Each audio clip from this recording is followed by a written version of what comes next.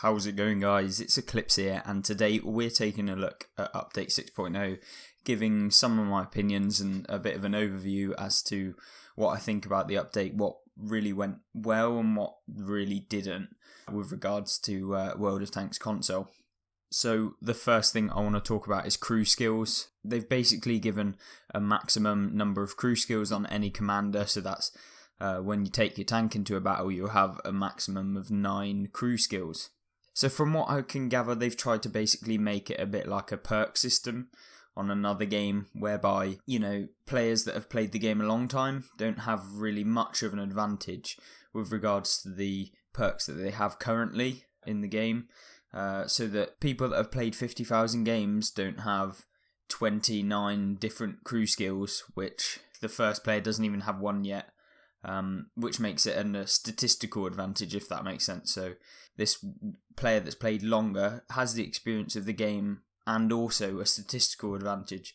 I guess they've tried to condense that down, but I don't know that I necessarily like the crew skills that much. I think we can get used to it, and that one thing I don't like about it is that they've reduced the crew skills, but then they still charge you to change them. I don't think if you're moving towards this type of system that you should really monetize anything to do with that with regards to gold. If you want to make it some sort of cost, move it to silver. Do not have gold. Do not have to pay 10 gold to change your crew skill from one to another.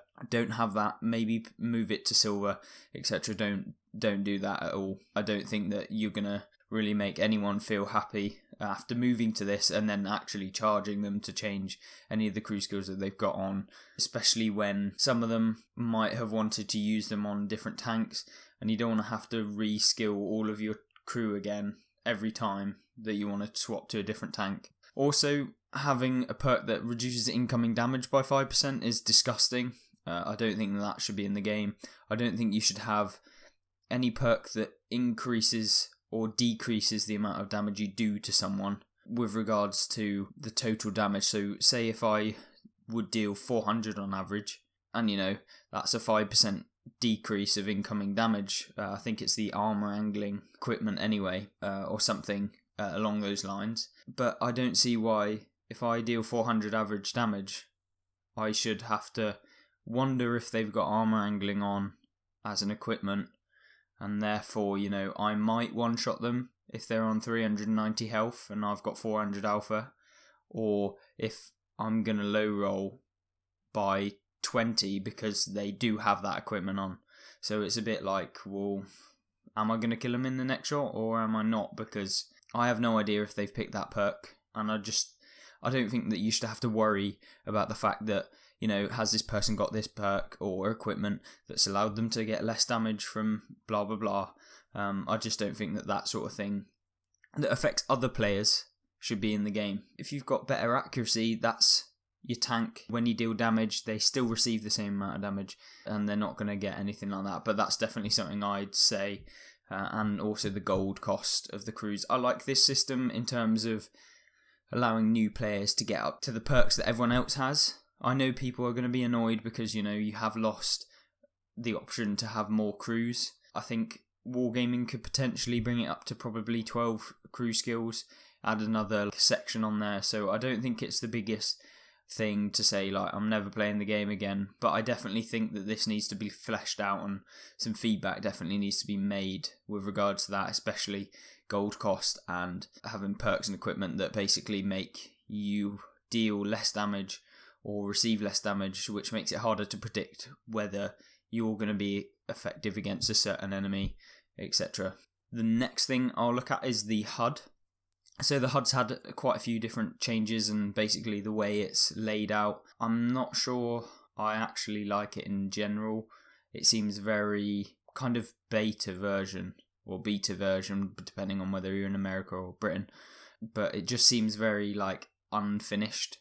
I don't like the radar. The radar seems hard to distinguish where your enemies are and where you are, and just the whole thing about the radar that needs to be really addressed and made more accurate and precise for when you actually look at it in game. So I don't like that. I really don't like that. I think going for the modern look as they have done, especially with like the tank icon for where you're positioned, etc., with your turret and that sort of thing. Don't like that. I think they're moving towards like an armoured warfare version, and I don't like that. I do like the zoom option using this new system, and the aiming reticle being dynamic, so it actually moves if you go up and on a bounce and stuff. But I would like to see, further the zoom option. So if I want to zoom out even further, maybe being able to enable that in the settings so that you could have a 4-click zoom instead of just a 3-click cycle zoom, which would be nice for the third party zoom, that is. And maybe even in the actual turret, when you're zoomed in into your gun, maybe being able to have 3 cycles so you can zoom in even further, etc. Maybe having that as the equipment slot rather than that new outline, etc. that they've got at the moment. Also, don't think that the red and blue icons that they've put into the game particularly, it's a picky point, but it is hard to distinguish the blue icons against the blue sky. Like, I know that's picking, but it is too wishy-washy. I think it's really annoying if I'm having to look up there and find out what tank is actually there without having to just glance at it. I don't think that's particularly very fair, especially when the green option made it so much easier. Like, sky is always blue, it's not going to be green. That was far easier. Maybe just making the stroke that goes around the blue icons bigger so that you can distinguish that against the blue background. That would really help to make sure that players can actually see what type of tanks they've got on their team and on the enemy team. The new overhead health bar on enemy tanks is also too minimalistic. I feel like it's quite hard to know what tank you can actually see, especially if they're behind a bush. Yeah, I can get that new system, but I don't think I actually really like that new overview equipment, and I just really think that the old highlighting should be back. I don't think we needed any change to that. I don't think we needed any more statistics about what you're shooting at. You can learn that in the garage, you learn that through playing the game. You don't need it on your actual screen as you're playing. So if you wanted to really educate players, I'd just recommend trying to focus that in the garage rather than in the actual game itself. I think it's too clunky for players that have already played the game. I think it's too clunky. You're not going to learn it in game if you're a new player, because there's so much going on. You don't know what's going on. It's just not a good place to be learning about aiming at different tanks. So I just don't think. And also, like, combining the aiming with like the outline. I don't think that the outline and that aiming thing should be an equipment. I just think that should just be general. You should just always get that because it just makes it too clunky, and I genuinely don't like it, in my opinion. But that's what I've got to say about the HUD. Consumables and supplies, it's quite a difficult subject. I like the way that they've brought in reusable consumables. I like the fact that they're reusable. I don't like the fact that you have to pay for the premium versions in order to get them to resupply. So I think that should be a case. I think it should just work as it previously did, but have the ability to resupply both. A small repair kit might have a longer resupply time with regards to the cost. So, like, say a large repair kit costs 20,000 silver and it has 1 minute of time to resupply, whereas small repair kit costs 5,000 and resupplies in 45 seconds. So yeah, it's faster, but for the cost and the benefits, it's not really worth it. If you want it for a certain specific thing, like, repairing tracks and ammo racks, doing it that way would make it nicer. I also don't think that gold should be a way of purchasing anything in the game other than skins or tanks. I do not think that it just doesn't need to be done. I just don't think you can already buy silver in the game. You can use that to buy your ammo. Just remove that, because I was paying for gold on my ammo yesterday because as the update came in, I lost over 100 gold because for some reason my loadout in my tank was changed to gold. So when I used a couple APCR rounds in my Manticore, it cost me gold. So when it auto resupplied, I think that's something that needs to be addressed really soon. And if you guys are about to play, make sure that everything in your tank is is done in silver and not in gold, unless you want it in gold, obviously. But yeah, that's something I want out of the game. I don't want anything like that. No gold rounds. I do not want the ability to buy gold rounds. I do not want the ability to buy gold consumables. I don't think it's necessary. I don't think that you should be able to buy equipment with gold. I think if you go in the gold route, then you can buy silver, and then you can buy your equipment. But other than that, not in the game, in my opinion. The equipment rework is nice. It provides some good additions to the game. However, I would have had more class-based equipment instead of overall equipment change. Balancing these needs to be made to make sure that these classes didn't get too much of a buff. Artillery is a massive problem right now. Not only have you made them better, you've made a lot of tanks worse. So the balancing between that is really bad.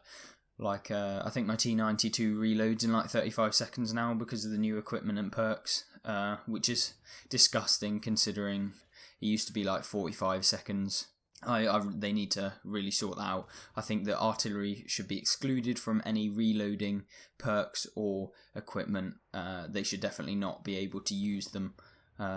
Similarly to the light tanks not being able to use silent driving because they already have that as standard in the game. So artillery should just not be able to use those perks. I just don't think that they needed to stay the same. If you're going to do any changes, it should probably be nerfs to the alpha damage. I don't think that justifying removing 183s from 1850 alpha to 1550 and then reducing the pen, but keeping artillery that's 2 tiers below and can one shot 2 tiers higher is ridiculous. I think that really needs to be addressed. Reduce the alpha damage. Don't give them any buffs to aim time. Don't give them any buffs to reload. Just literally blanket nerf either the splash. I don't want to be missed for 1,000. I don't want to be missed, and I definitely don't think you should be one shot by artillery because it's not what it was originally intended in the game for. I'm not going off on a rant on it, but I just generally don't think that artillery definitely didn't need a buff, and it shouldn't be able to be using these equipment and perks that they've got. Looking at the maps and the graphics, I really do like the new graphics. When I first came on, it took a bit of adjusting to. I really thought it was quite hard to distinguish the map and its surroundings. When I first came on, it was a bit too much, and I definitely think some maps need a bit of adjusting with regards to the way they look. I think Arctic region looks really nice. I do like that map. I do like Kasserine. That was another map I've played.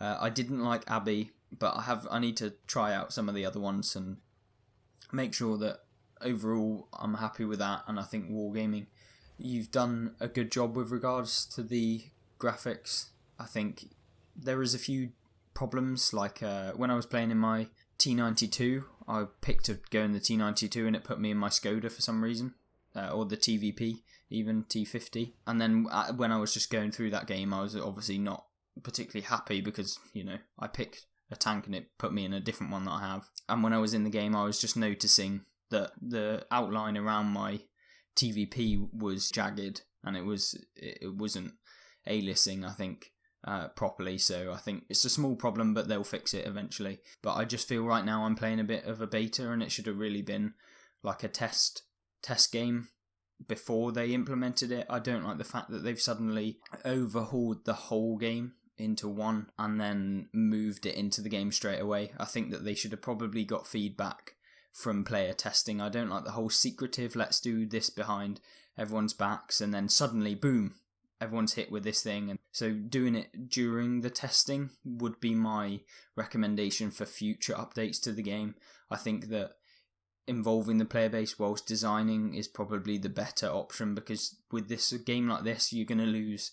Well, I've already seen it. There's so many people on my previous videos saying, I'm leaving, I don't want to play, this game is just awful.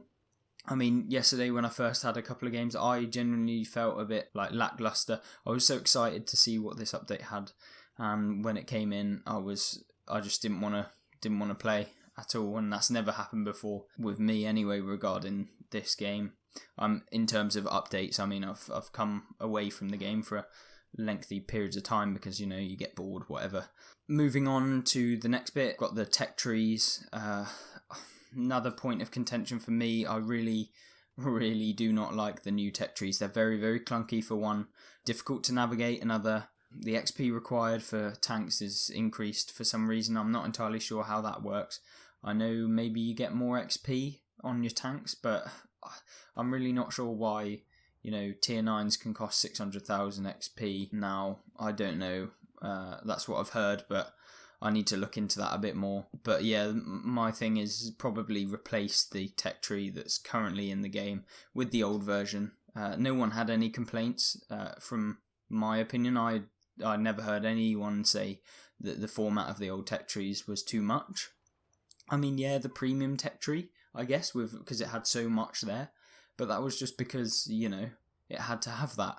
Because there are so many premium tanks. But now it's way too difficult to navigate. You have no idea which direction you need to go in order to get to a certain line of tanks. I know that they're separated into the nations, but the tiers are not even lined up properly, and I just don't think that that's where development time needed to go. I think we had a perfect tech tree as it was. I think it was pretty intuitive, and I would definitely recommend returning to the old format over this one, because this one just doesn't work for me, and from the feedback that I've got, people generally aren't too happy about that. I mean, I can deal with it, it's just a small part of the game, but I just don't see why we needed that change, and it's made it worse, in my opinion. I know that you're trying to change the game and make it more fun and make it easier to understand, but that's not what's happened. I don't think it's easier. In fact, I think it's actually a lot harder to find out where you're going in this current model. Platoon sizing is the next bit in this review or overview of Update 6.0. I think as a whole, the platoon sizing reducing from 5 to 3 is good for me. In terms of playing the random queue, just your normal multiplayer, no rank game modes, because I don't see why if I sign up and I get a platoon of 5 Tiger Ps and they get a platoon of 5 Dreadnoughts, why we're going to have a much, much worse chance of winning the game, because, 5 Dreadnoughts are a lot more effective together than, say, 5 Tiger Ps. And I just think that the balancing of the platoons is actually really hard, because 5 Dreadnoughts can come around the corner. Tiger Ps have an alpha of 240, I think, something like that, 320, something around there. Dreadnoughts can hit Tiger Ps for 750 on average, so they're doing 3 times the amount of damage and can't poke a load of Dreadnoughts at the same time. I know that it's they could move around, they could deal more damage because whilst they're reloading, blah blah blah, but it's about the fact that 5 really good players are going to increase the chance of their team winning and decrease the chance of the enemy team winning a lot more than when it's 3, because 3 gives the opportunity for the enemy team to actually put up a fighting chance if they're full of people that are average at the game, as opposed to being really good. So I just think that it will make the games a bit more balanced, so you're not having just sudden 15 O's anymore, at least I hope. I know that, the clans aren't going to like it too much because they use the random queue to practice some strategies, but I don't think it's fair that, people that are new at the game who platoon up with their mates in a 5-man should have to come up against people using the meta tanks in a 5-man platoon with win rates of 60 plus, all of them. And just how are you going to beat that? I don't think that that's too fair. And I know it's a change that it's not going to be fun for everyone, but I think in the long term it'll be nice. One recommendation I would make about this though is if the matchmaker moves to a +1, -1, I think that you should definitely have a range of 1 tier lower than the host tank. So, instead of it being you have to pick a tier 8, if the host picks a tier 8, you can pick a tier 7. Because you are only going to meet tanks that you could previously meet anyway. Especially for tier 9, that could be implemented right now. I don't see why a tier 10 and a tier 9 can't platoon right now.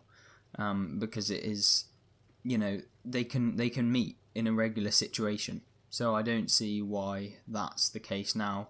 And I think that will really bring in a bit more of a community because I don't always want to be playing tier 10 when my mates are playing tier 10, and if I can choose a tier 9 that I want to grind to a tier 10, the next one, I can make some progress whilst they're playing at the higher tier, and I don't get why I'm not allowed to do that at this current moment in time. Customs games is a good change. I like how that'll be the place where you can test out server-wide game mechanics instead of it all being pushed into the game to test in general. If I just want to go on and play the game in its current state, I don't want to have to play a version of the current game that they're testing out every time when they test it out. And you can choose if you want to and give some feedback, etc. Then that's definitely a good change. And it also means that, you know, clans can alter different settings, put different things in place for the custom games. And especially in the future, you know, they're going to make a little bit more changes once they've got more time to develop it. So I think that that's actually a positive of this update. Next thing to talk about is the season. So I think the season is actually good as a whole. I like the action heroes kind of vibe that they've got at the moment with this new season. I think it ends on the 26th of January, so you've got quite a bit of time to actually complete it. I think it is good. I do like the seasons. I like how if you play the game a lot, if you put in the time, you put in the effort, you can get good rewards such as the tier 9 premiums and also the tier 10 object 268 version 5. As well as the Stark K, the tier 9 Centurion Swedish tank, and also that Concept 1B, the tier 9 American heavy tank. So there's also loads of useful stuff in there, like equipment, consumables, stuff like that you can use on your tanks, and also the war chests, or like their equivalent, which are the new key cards that you can use just to get your gold back as well, because it is 2,000 to buy the season pass, and you do get your money back. So I definitely think if you want to pay for stuff in the game, that is definitely the first thing you should be looking at, because you'll get your gold back. So once you've paid for it, you'll get your gold back. You'll still have 2,000 gold at the end of it. You'll be able to use it for the next season, but you'll also have 3 premium tanks. And also a load of other different things, as well as the war chest, which give you a chance at getting another premium tank. So yeah, I definitely think that's the thing you should be moving on. Furthering that with the monetization of the game, I think yet again giving my recommendation for removing all purchasable consumables, equipment, ammo, and any changes that you want to make to your crew skills with gold. If you want to change it, if you want to put a cost, put it in silver. I don't think that anyone should have to use gold to change core game things like crews. I think silver is definitely the way you should be able to earn it. Put your time into developing skins and monetizing those, because they're more attractive to a player. If they want to pay for something in the game, they don't want to pay for, you know, a standard thing like changing a crew skill. That's not fun. Buying a new skin, customizing the tank that you really like to play on a regular basis is a lot more rewarding, and people are going to want to do that more. It's more incentivizing to pay for gold for cosmetic changes than it is for you to pay for a standard system that's in the game and that you have to do if you want to actually change your perks and crew skills and change your equipment and pay for ammunition. It's like you can already buy silver, so the ammunition consumables, that doesn't need to be there. So just remove that entirely. I don't think that it's not very intuitive for new players either, because they don't know the value of gold. So spending 12 gold on an ammunition type might seem worth it to them, but in realistic terms, it's in no way, shape or form realistic to spend, 120 gold in one game for some ammunition. So I definitely don't have that in the game. Overall, it's a mixed emotions. I don't like some of the changes that they've done because it doesn't feel polished. If this came in and it was polished and it was ready and they'd already taken feedback from the community on the various different things that they implemented, it would be a lot better. But they've just not done that with this update. I think trying to keep it secretive, trying to build up the hype has really let them down, actually, because what's happened is people, they've got hyped because they didn't know what's in it. They're excited and eager to know what comes out in this update, but when it's come out, it's not what they wanted, and it's not a polished thing that they've had the option to be able to give feedback on various different things. And I think if you've done that throughout the development process, put it into a test server first, bring in the custom games first, then test some of the stuff that you're bringing in, the new graphics changes, the new various different things, bring that in on a separate version of the game and test it that way, rather than just bring it in server-wide, everyone has to play it, this is what our new system's going to be, and then you get everyone going, this is too much, this isn't what we wanted, why have we got this, why have we got that, why didn't you do it this way, why didn't you do that, and the general consensus is it's negative towards this update. I agree in terms of the good changes that they put in were good, I like the idea, but the implementation of it weren't particularly great in my opinion. So yeah, I think they can work on it, move towards a better game, but definitely working with the community as they develop would definitely help a lot more in the future. So for me, I will still play the game. I can still play the game. I don't like the reticle, I don't like the in-game as much as I once did before the update, so I don't like actually playing in-game. I think the menus are debatably better in terms of the concept. I actually like the crew skills in terms of it being competitive now. Like you have to mix out which crew skill you get. I like that. I know why some people wouldn't, because they've invested time in making their crew skills have 24. But when you look at it as a new player, why, if you would put yourself in a new player's shoes, you're thinking someone's played the game for 50,000 battles and they've got a 25 skill crew, and I've not even got 6 cents yet. It's not very fair, is it? Like when you look at it from a new player's perspective. And I think by limiting players, like putting a cap on the amount that you can have, makes it more competitive, because then it relies on you being good as opposed to just having a statistical flat out advantage because you have 24 more perks than the person you're playing against. So that's my opinion on it.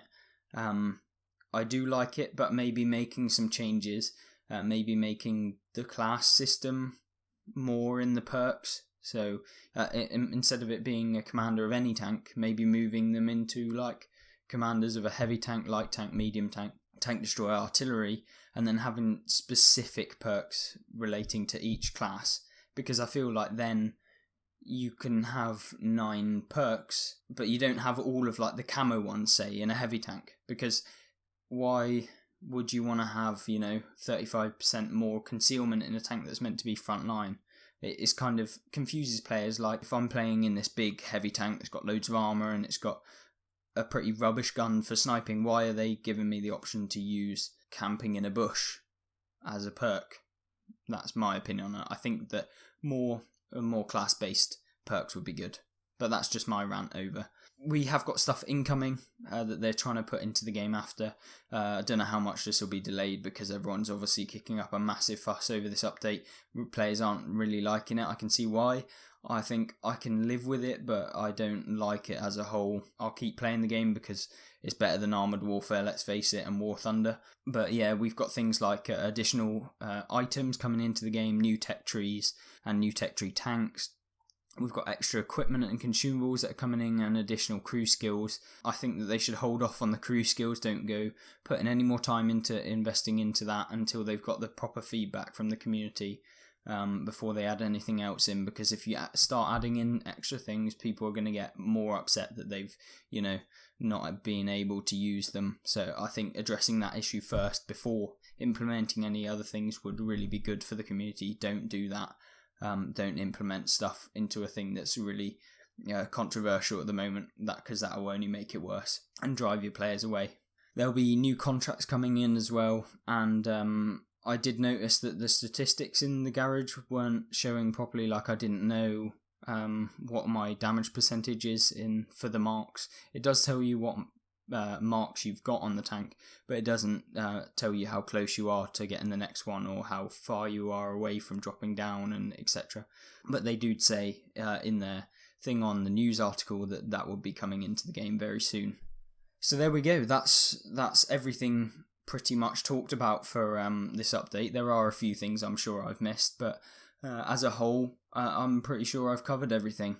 my general consensus of this update, just to conclude, I don't really like it as a whole, but I can live with it. And I think that if the improvements that are needed are made and that the feedback from the community is taken, obviously you're getting a lot of hate at the minute, wargaming. I can understand why people are angry. The feedback needs to be taken in a negative way. You need to take the negative feedback because, yeah, people are angry for a reason. It's not because they've got no reason and they're just angry because you've changed their game.